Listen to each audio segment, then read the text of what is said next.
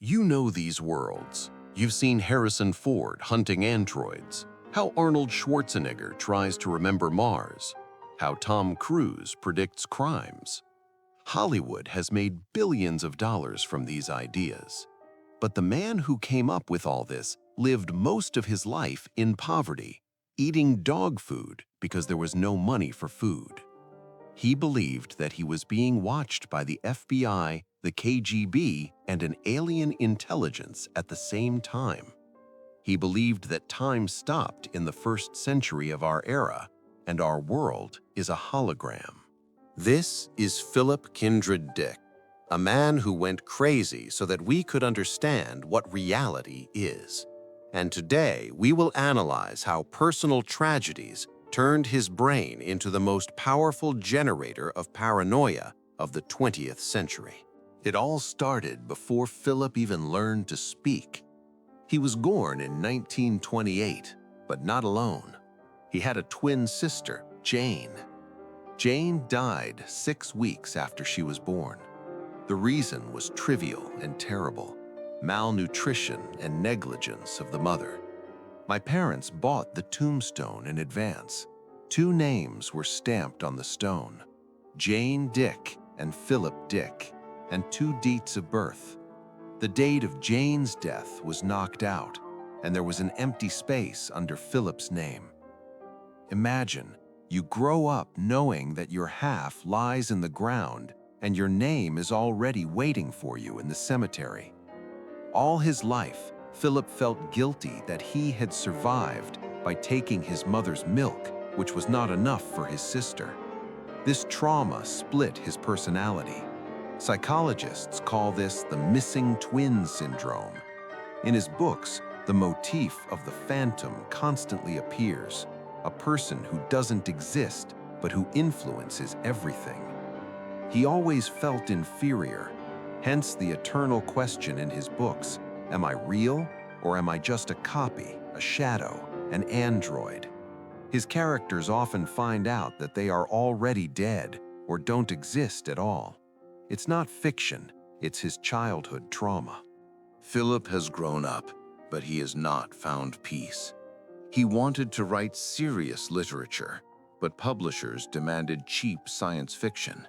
They paid pennies. To survive, Dick had to write at superhuman speed, sometimes 60 pages a day. How is this possible? The answer is simple: amphetamines.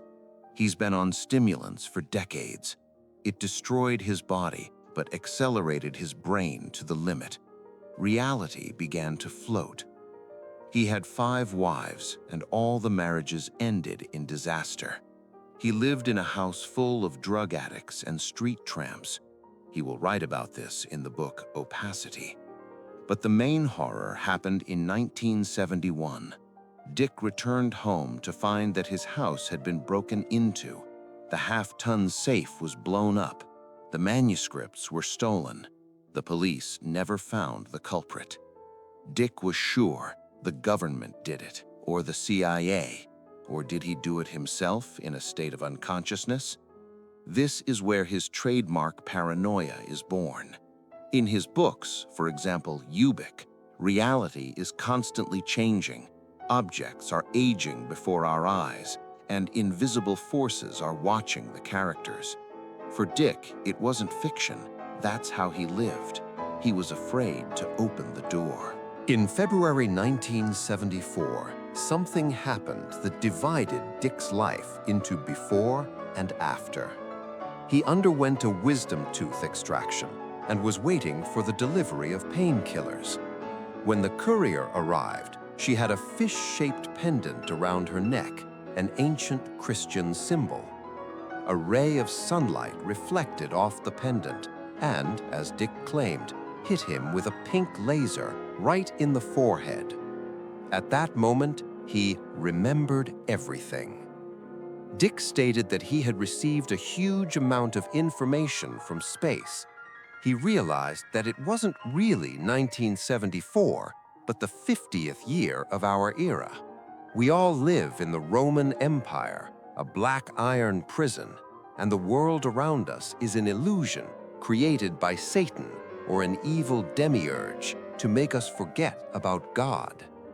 He spent the rest of his life writing down his visions in a giant diary, the Exegesis.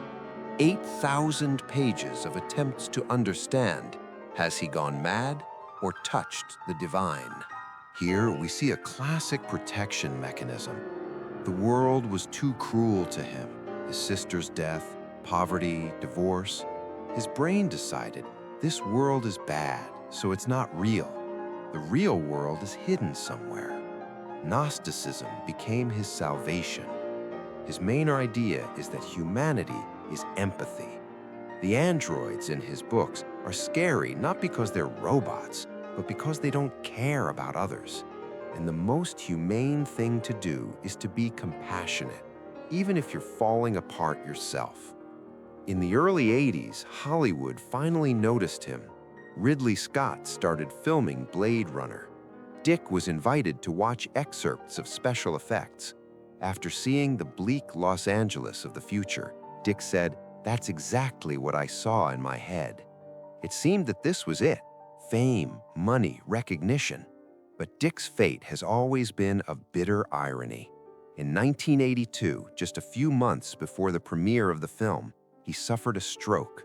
He died in the hospital without seeing the finished film that would make him a cult.